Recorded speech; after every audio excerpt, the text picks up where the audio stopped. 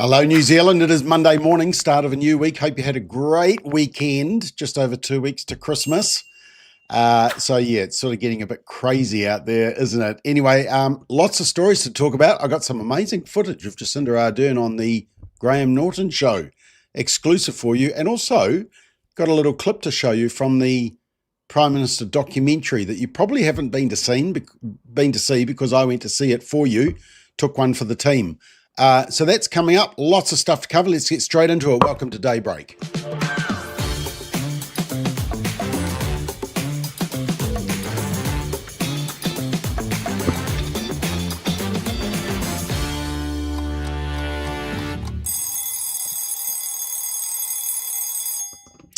Yep, it is the 8th of December, and let's get straight into it. One of the main stories in the Dominion Post, or the Post in Wellington, is this one about ram raids.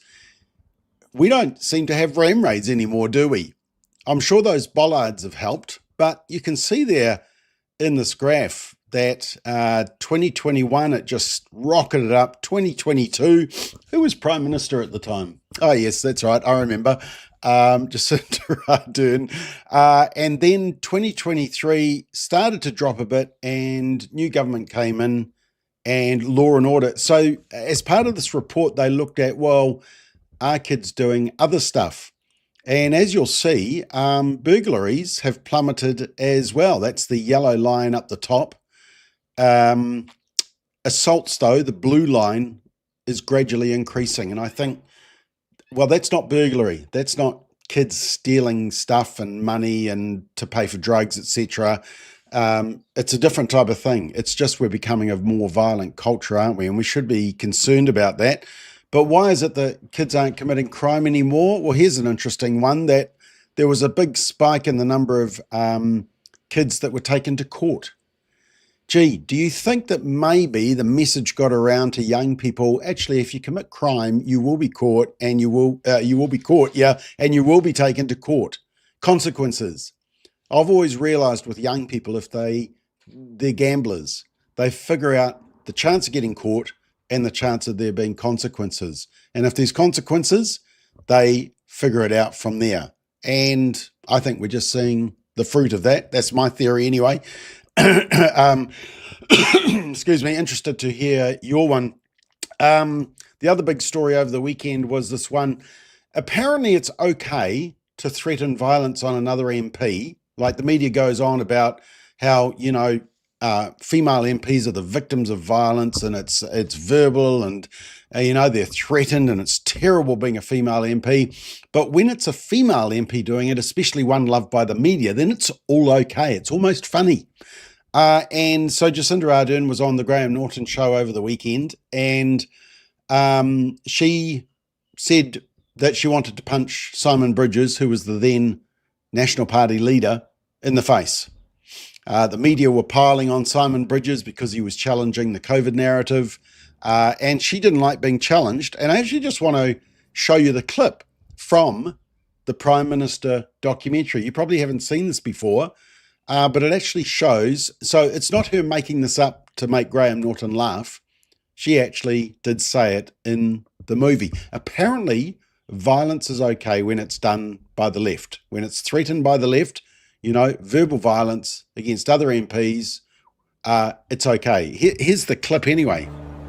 My question is to the Prime Minister. Does she accept estimates that New Zealand's economy will shrink by 10% this year, while Australia's will fall by less than 5%? Mr. Speaker, as I've said, I've heard a range of...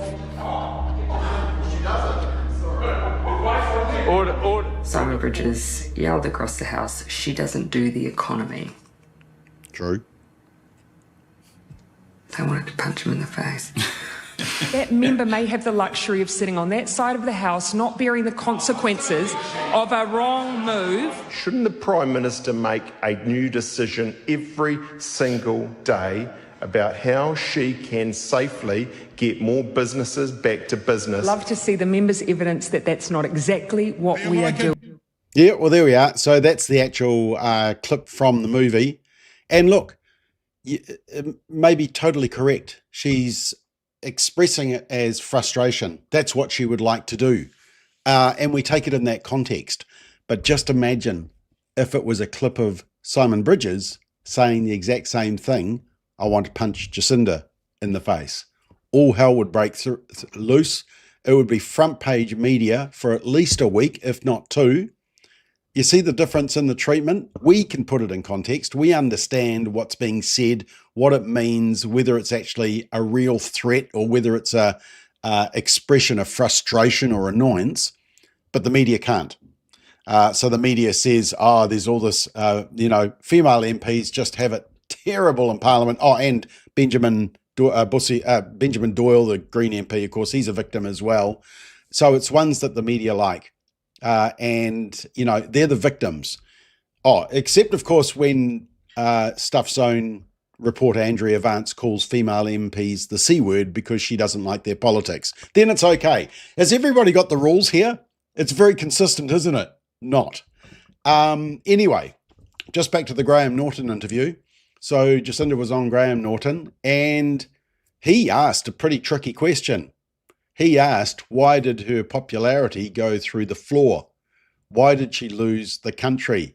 See if you can figure out the answer from Jacinda's answer, and note that she says, it wasn't only her, it was other leaders as well, which, by the way, it wasn't. What went wrong? What was the tipping point? I think, one thing, and again, of course, we all take responsibility for our own time in politics and in office, and so I say this next thing not to diminish that, but I think we have seen politics globally shift gears, and I think we have seen politics, carry a lot more grievance from individuals, and it's in some ways become more violent and aggressive. So, I don't think it was just any one leader that it's experienced that shift. It has shifted.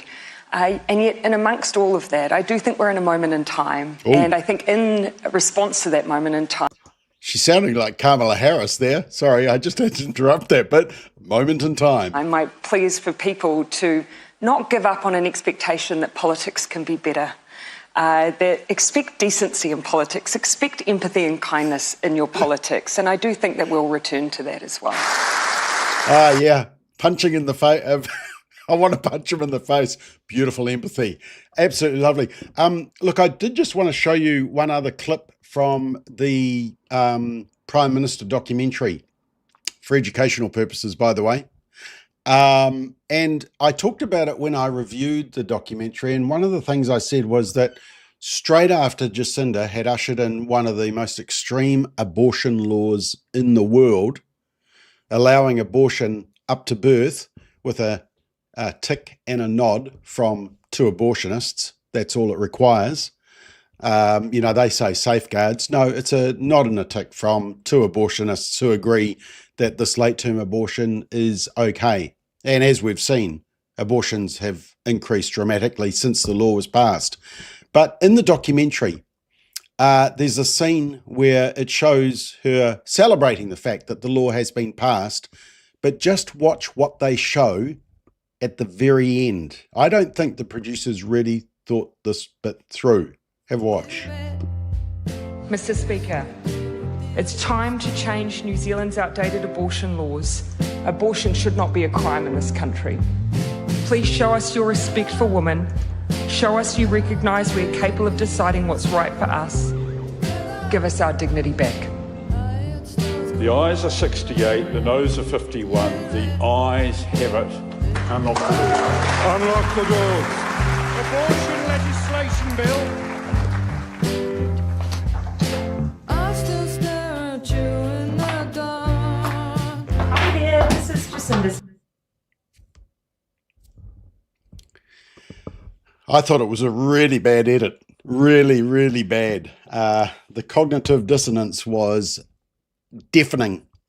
You have a scene where you celebrate the ability to kill the unborn child, and then you show a scene with a baby sitting on the Prime Minister's desk.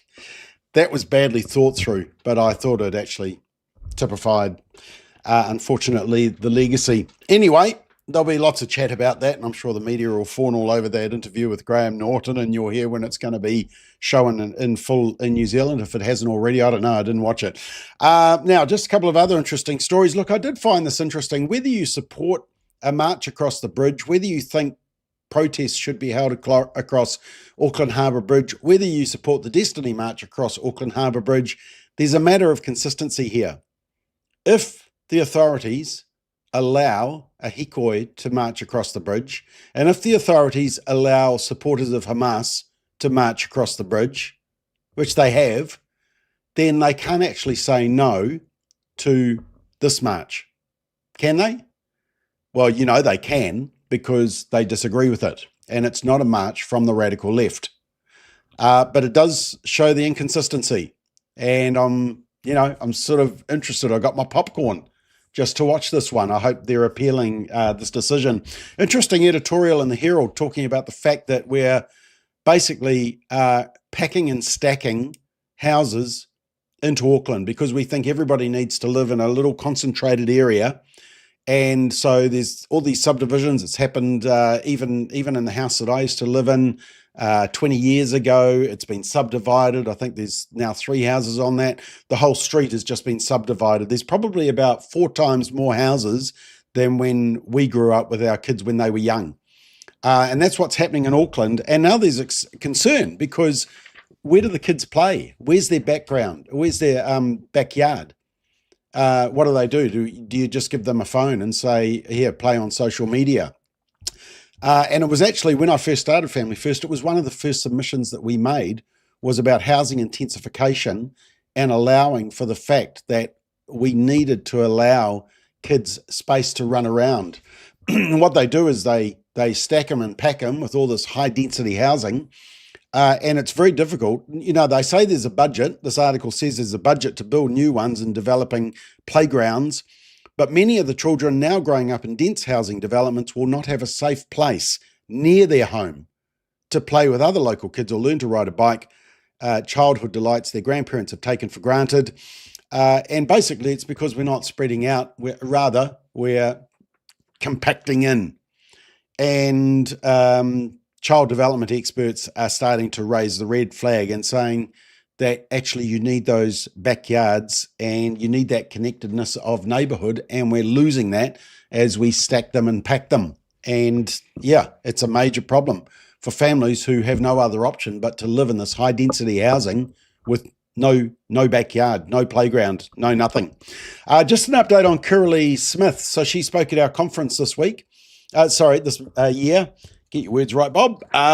Still waking up. And she was the one that called out these dudes. So this women's soccer team had 5 trans players. In other words, 5 biological dudes. They are men. I just want to say they're men. Come and sue me. They're men. And they're playing in the women's league. And so she called them out for this, Kirralie Smith. And as a result, the latest decision is that she's got to pay almost $100,000 in damages to the 2 dudes because they're hurty feelings, and a further penalty if she fails to comply within a month. It was delivered by the New South Wales magistrate, a woman, Sharon. Well, I assume it was a woman, Sharon Freund, who found Smith guilty of unlawful vilification under the Anti-Discrimination Act. In other words, causing hurty feelings for saying the biological truth. But the biological truth in Australia is now being criminalised. And if we get hate speech, I mean, that's what the likes of Paul Thistle that was on that debate that I showed you last week with Nathan Sauli from Pillar, advocates for hate speech laws. They want to criminalise you telling the biological truth. And unfortunately, Kirralie Smith is facing the cost. Hopefully she's going to appeal. And if I think on our website, we'll put up a report on this under our read section, and we'll put a link so that if you want to donate, then you can to her legal funds. Speaking of that, the Australian newspaper is highlighting the fact that the ABC, so the ABC is like Radio New Zealand in New Zealand, it's the Australian Broadcasting Corporation, government funded, And basically the ABC has bent over backwards to get the so-called, the Australian version of the rainbow tick, the Pride Pledge. And so if you've got the Pride Pledge or the rainbow tick, can you actually report these issues like the trans issue, etc., fairly and without bias? Or not if you've got the rainbow tick or the Pride Pledge. Now, some media in New Zealand also have the Pride Pledge and rainbow tick, and I will just check that before I say which ones so that I don't get them in trouble and I don't get myself in trouble for putting it on. But some media do have that Pride Pledge rainbow tick. And if they do, how can they report stuff fairly if that's the case? Australia is about to ban social media for under 16-year-olds. TikTok says it'll be very upsetting. The interesting thing is that, so TikTok has to block under 16s when the law kicks in. When's it come in? December the 10th. That's on Wednesday. And TikTok say teens with an existing account will be notified that they no longer are able to use their existing accounts. So they already know who is under 16. That's big tech. They already know. And they say that youngsters who have been blocked can appeal, if they're older than 16, to prove their age, including by facial images, credit card authorization, or official ID. Once again, nothing to do with adults. No digital ID of adults. This is just under 16-year-olds proving that they are not under 16. That's because big tech already knows who is under 16. And so, yeah. But anyway, it's very upsetting for TikTok because it means they can't push their CRAP on young kids, which is a lot of what TikTok is. Speaking of bad media, TV3 with their Trump derangement syndrome, 3 News at 6. I watch it so you don't have to. Please don't. They've got serious Trump derangement syndrome, and every bulletin, basically there's almost every time there's a story on Trump. On Saturday night, they only do 6 stories on a Saturday and Sunday night. It's only a short bulletin, thankfully. And so the news is probably only about 12 to 13 minutes of the whole bulletin. And out of the 6 stories, 3 of them were really short, 3 of them were longer. Guess what the 3 longer ones were on? They were on Trump. And it's always a negative connotation and going on about how he's being nasty to Somalians in the United States. What they say it's a little bit of fraud in Minnesota, and why is he being so mean to Somalians? What they don't tell you, and even the New York Times is admitting, is that there has been massive fraud in Minnesota done by groups as part of the Somali community. $1 billion of welfare fraud. It's a massive issue. Tim Walz has got his hand all over it. Remember, he could have been vice president if Kamala Harris had won. But of course, all you're told by the New Zealand media is, it's a little bit of fraud and it's just Trump being nasty. Ashley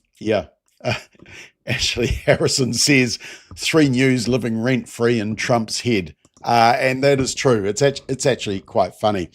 However, the New Zealand Herald, they turned up to a march on at the weekend. Now, I noticed on my timeline that it was the anniversary of the March for Life. Is usually held in Wellington on the first weekend of December. The next March for Life is going to be held in Auckland in March. We'll give you more details about that. First weekend in March, I think it is, for Auckland, March for Life.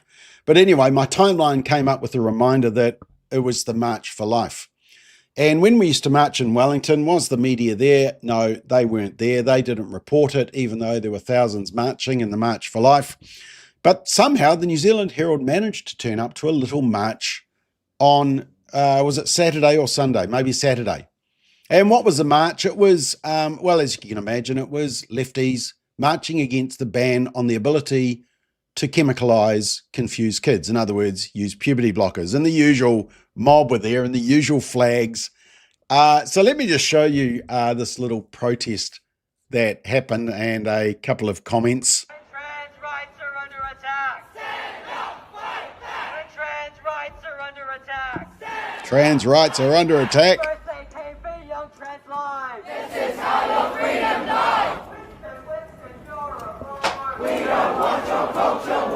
This ban will have lasting consequences for our transgender and gender diverse rangatahi. The government has turned its back on science and evidence-based practice in favour of an imported culture war that goes against Oh, an imported culture war. You've got to get the imported culture the war. very values that Aotearoa is built on.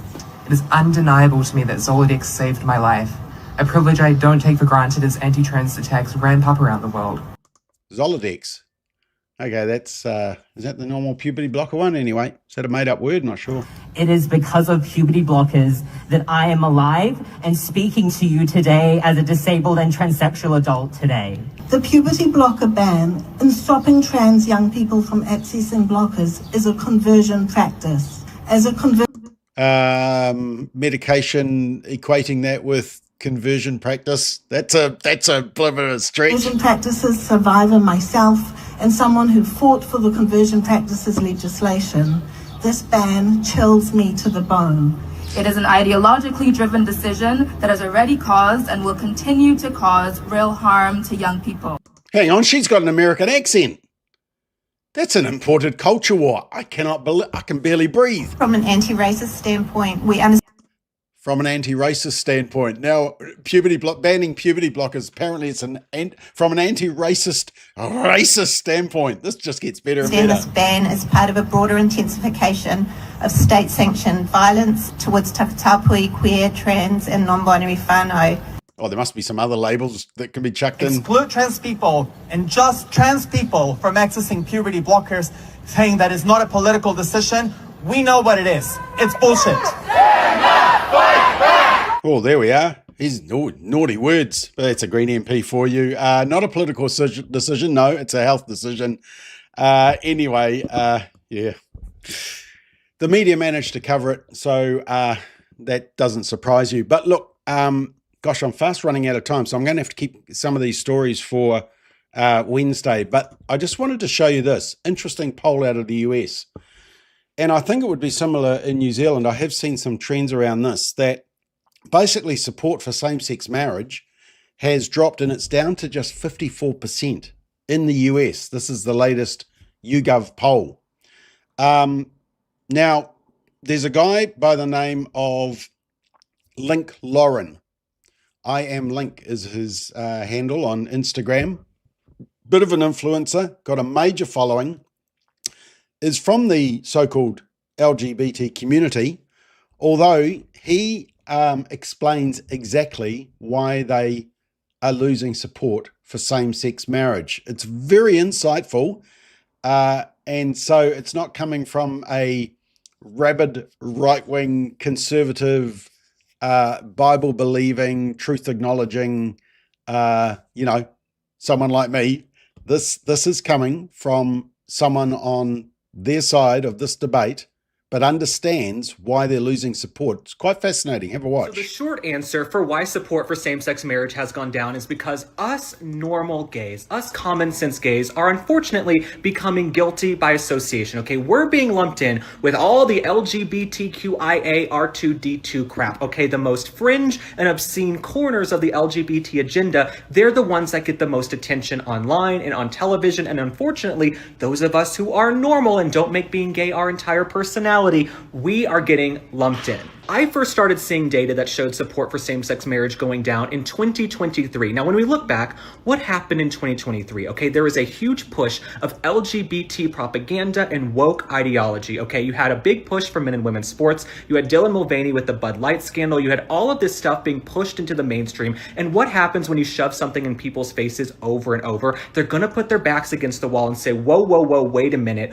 we're sick of it. Before 2022, 2023, we really did not discuss men and women's sports. It was not a scandal, but then there was a huge push for men to be in women's locker rooms and to be on their sports teams, and girls, some of them like Peyton McNabb, were getting brain damage because they were forced to compete against men. You then had children's shows on Netflix coming out and pushing gender and trans ideology onto these young boys and girls, saying you might be born in the wrong body. We never used to do that, okay? The LGBT agenda used to be about equal rights. We want equal rights, we want gay marriage, that's all we want. Well, in 2015, via the Supreme Supreme Court Obergefell decision. We got gay marriage. Turns out that wasn't enough for some of these far left liberals. Suddenly it went from we want equal rights to we want special treatment, okay? We want to be able to identify as a girl tomorrow and have carte blanche and entree into women's sports. No, no, no, you can't. And you can't shove stuff onto children either. When you think about it and you look back now, we got gay marriage in the summer of 2015. 2 years later in 2017, what did National Geographic do? They put a young child, a boy kind of turning into a girl on the cover, and they called it a gender revolution because the grift has to continue. There's always a new grift and there's always a new scam. And I think a lot of gay people on the left and a lot of LGBTQ, whatever you want to be, they want to find new ways to play the victim. And that's why we're seeing the support going down, okay? Americans didn't just wake up and say, we hate gay people suddenly. Most people don't care what we do behind closed doors, okay? They just don't want everything shoved in their faces all the time, and they don't want it shoved onto children. They don't want men and women's sports. And so when you add all that insanity into the mix, it's not a shock to see that support for same-sex marriage is going down in some of these polls. Yeah, a lot of common sense there, isn't it? I mean, that's someone who supports redefining marriage, same-sex marriage, so we disagree with him on that, but understands why you have this poll result and decreasing. It was never going to stop at gay marriage. We knew that. We warned that.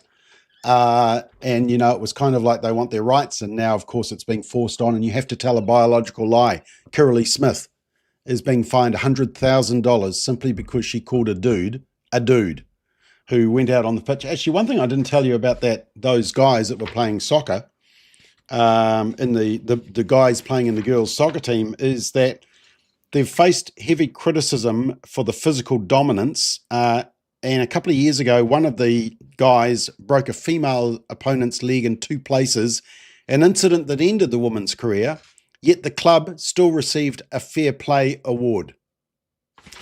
So, yeah, that's the wackiness. And so that's why you're getting this poll result. Look, I am out of time. Actually, I just want to just do some of your comments. So on Wednesday, I will cover off, there's a new survey which talks about the impact of Charlie Kirk's death. And I wanted to show you some of those results. And also, Erica Kirk was all class, unlike some other female commentators. Erica Kirk was all class when she was interviewed by the New York Times. And I've just got a couple of excerpts of that I want to show you as well. But we won't have time this morning, so you'll have to save up for that one. I would just like to say that Focus on the Family, they run a Family Policy Alliance Foundation, and they did an interview on puberty blockers being banned in New Zealand with yours truly. So that was nice, getting a little bit of international coverage there. And the other thing is tonight, final Straight Talk for the year, and Bruce, Rodney, Ashley, and Nathan are on. So that's going to be fun. Yeah, final episode. So make sure you join us for that. Right. Let's just check these. It's and hopefully I can. Right, here we go. Which number do I press? Gordon keeps telling me. Here we go. Rosie says, Bob, I nominate you to watch You Know Who on the Graham Norton show and take one for the team. Yeah, pass on that one. I've seen some excerpts, so that's all I need. Apparently, it's been shown on this Friday night, so there we are. Good time to find an alternative activity. Bella says her and Helen Clark look so similar and are similar, then that is her mentor. Sue says, oh, her daughter on the table while signing that law. Yeah, it's yeah, it was a bad look, really bad look. Simply Green says billions in fraud in Somali and some went to terror organisations. Yeah, that is true. But the media don't want to talk about that aspect. No, they just want to talk about hurty things that Trump says and being mean. Big Rob says New Zealand media has to be defunded yesterday. Fourth Adam says we are built on Christian principles and truth, science, and spiritual. That's right. Food Dogs Trucking had a problem when I was playing that video. Actually, I think that was during the protest, wasn't it, Food Dogs? It was during the protest in Wellington. Of the people that want to chemicalize kids with puberty blockers. Enough, Bob. Simply Green says abortion is state-sanctioned violence. Now what? And RP2736 says lots of gay people are not supportive of trans ideology and see how they are being used to push agendas for trans. Yeah. And that is true. There's a separation of the LGB from the T, or as that influencer that I just played you said, the LGBTR2D2 something QWERTY, as I say, all the letters. Anyway, right. I'm well out of time. Sorry we've gone a bit late, and I'm going to save some stuff for Wednesday morning, so make sure you join us. But thank you for watching. Have a great Monday. See you tonight on Straight Talk at 8.